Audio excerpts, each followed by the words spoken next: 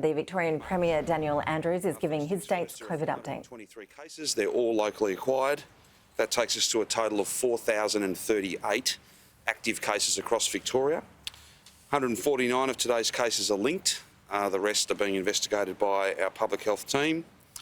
Sadly, we have to announce and confirm that there have been 2 deaths, a man in his 40s from the Whittlesea area and a second man in his 70s from Wyndham. And we extend our deepest sympathies and condolences, and we extend those sympathies to their families and indeed to all of their friends, and they're in our hearts, our thoughts and prayers today. 84% of all our cases are under the age of 50 and 1/4 are in their 20s. So this is going where the vaccines aren't. This is going to that unvaccinated, that is a pandemic of the unvaccinated. That group is still a very large group. It is getting smaller by the day though, and that's why it's so pleasing to be able to report that we have surpassed the 1 million vaccines, 1 million doses in 5 weeks. We're a couple of days ahead of target, and I thank each and every one of those Victorians who've gone through state hubs. That's 1 million jabs over less than 5 weeks. As we had indicated our target 1 million, we've reached that, we've exceeded it. Thank you so much to all of those who have come forward and got vaccinated. You're playing a massive part in keeping yourself and the rest of the community safe, avoiding serious illness, getting us opened up, getting us back to normal and getting us the freedoms that we all value and cherish and desperately want, perhaps more now than ever. There are 173 people that are in hospital, 44 are in ICU, 23 are on a ventilator. We send our best wishes to all of those patients, and we send our thanks again to the teams of dedicated professionals who are caring for them. Our challenge is, as a community, not to make the work of those dedicated professionals any harder than it already is. We know there are going to be more cases. We know there are going to be more people in hospital. That's an inevitable consequence of delivering the national plan, a plan that we help write, a plan that we are faithful to, a plan that we want to deliver in its entirety, and we will.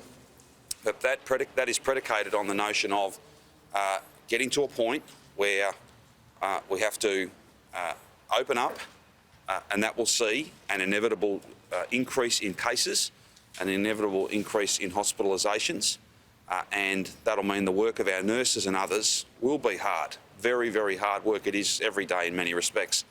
We just have to get the vaccination numbers up as high as possible before we open up.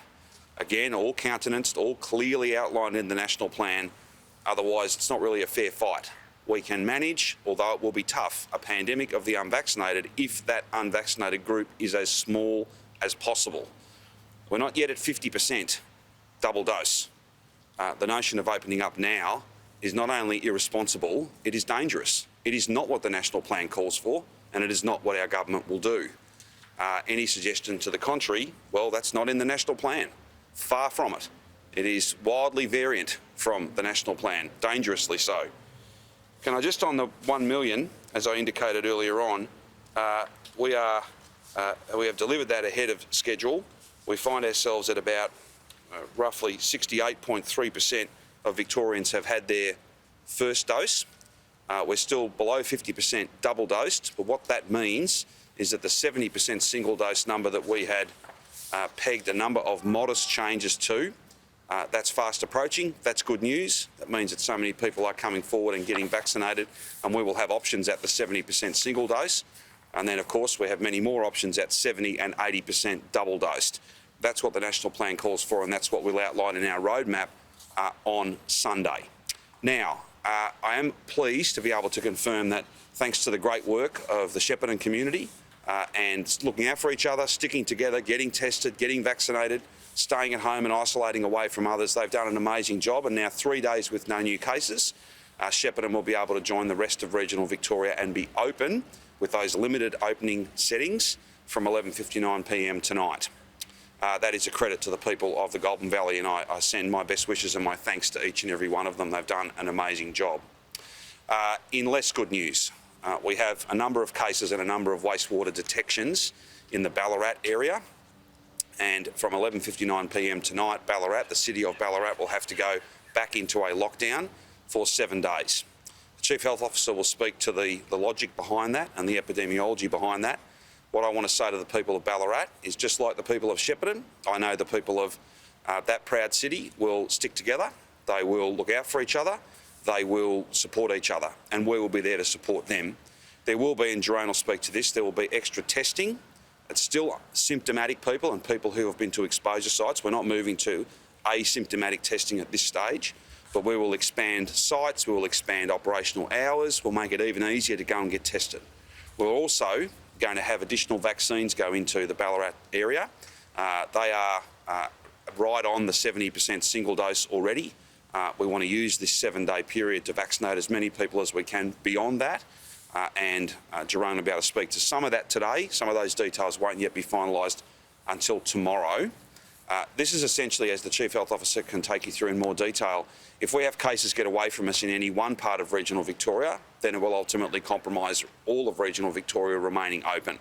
This is not the news the people of Ballarat want to hear, and it's not the decision that we wanted to make.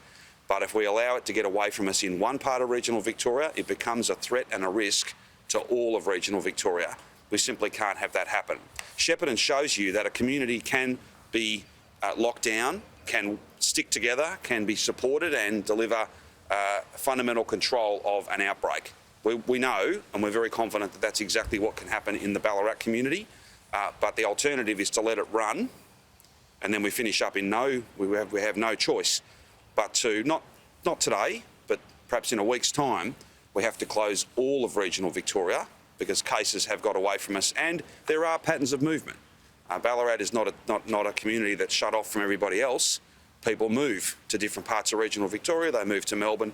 Those patterns of movement would mean the virus would hitch a ride and potentially, if unchecked, spread right throughout regional Victoria and compromise the very low numbers of cases in regional Victoria right now, which is why there are some, regional Victoria is open, albeit not fully open, but certainly more open than metropolitan Melbourne. We have to safeguard that low virus status and those settings. So mixed news today. Great news for Shepparton, not so good news for the people of Ballarat, but we will support them. And I know that they'll support each other. It's a community that I know very, very well. They're an impressive, proud community, community that does stick together. And with our support, we'll get through this over the next 7 days. People will come forward to get tested, I know that.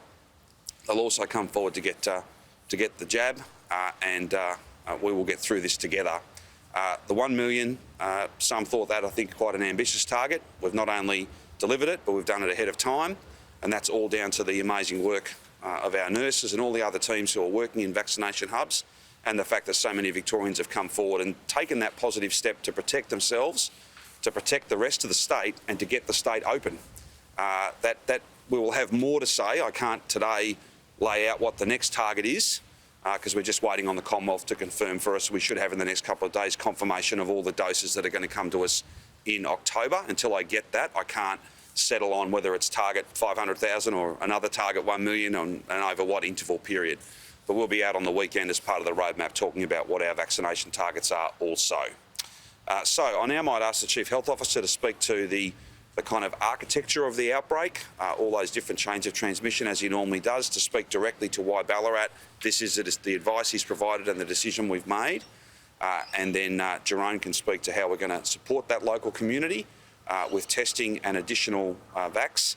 And then we're happy to take any questions you have.